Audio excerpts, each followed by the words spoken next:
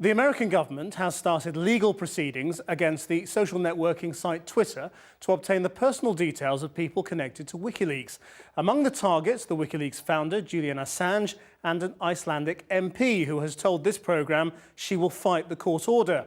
The US is examining possible charges against Mr. Assange after he published leaked classified diplomatic memos. In a moment, we'll be speaking to his lawyer. But first, here's our Home Affairs correspondent, Andy Davis. Revealed today the latest efforts of the US government to build a case against Julian Assange, the hugely controversial WikiLeaks founder. Prominent Republican politicians in America have been clamouring for him to be prosecuted following his website's publication of thousands of classified documents. Now the American investigation has delved into the world of Twitter, the increasingly influential social network in which people communicate with one another using short messages or tweets, either in private or, as on this page, in public. It's been disclosed that San Francisco-based Twitter received this court order from a district court in Virginia on the 14th of December. It demands records deemed relevant and material to an ongoing criminal investigation. It then highlights 7 customer accounts, including those of Julian Assange and the soldier who's accused of supplying WikiLeaks with secret US military and diplomatic documents, Bradley Manning.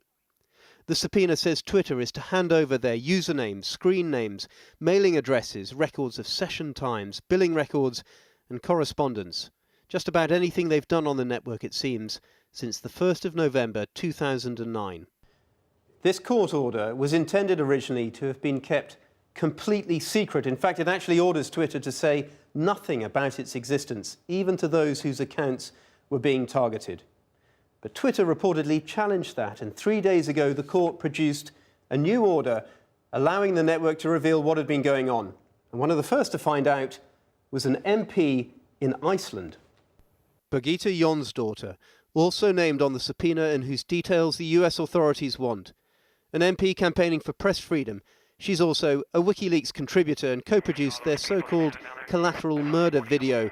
It revealed footage shot from a US helicopter of the killing of a group of Iraqi men, including 2 employees of the news agency Reuters.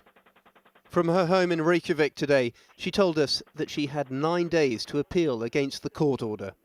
I found out that Twitter was was asked to hand over my records at 7:30 last night. I of course did. My first thing was to tweet about it, and from that, I've had a wave of support and inquiries about this. Currently, I have decided to deal with this in 2 ways. One is to deal with it through the US legal system, and of course to deal with this on a more diplomatic level in Iceland with the ministers of justice and foreign affairs, and of course the Speaker of the House for the Parliament. The people behind Twitter would comment only briefly today to say that it's their policy to notify users about governmental requests for their information. Julian Assange was unavailable for comment. He's still in Norfolk on bail, fighting an attempt by the Swedish authorities to extradite him to face allegations of sexual assault. But a colleague described the developments as outrageous, a view shared today by some at this online campaigning conference in London. It's legal for the US government to do that, but I think it's an outrage because it really shows that a lot of communication is being spied on by the government, nothing is really private. The people behind WikiLeaks are not exactly paragons of virtue when it comes to having regard for private information, especially if belonging to a government.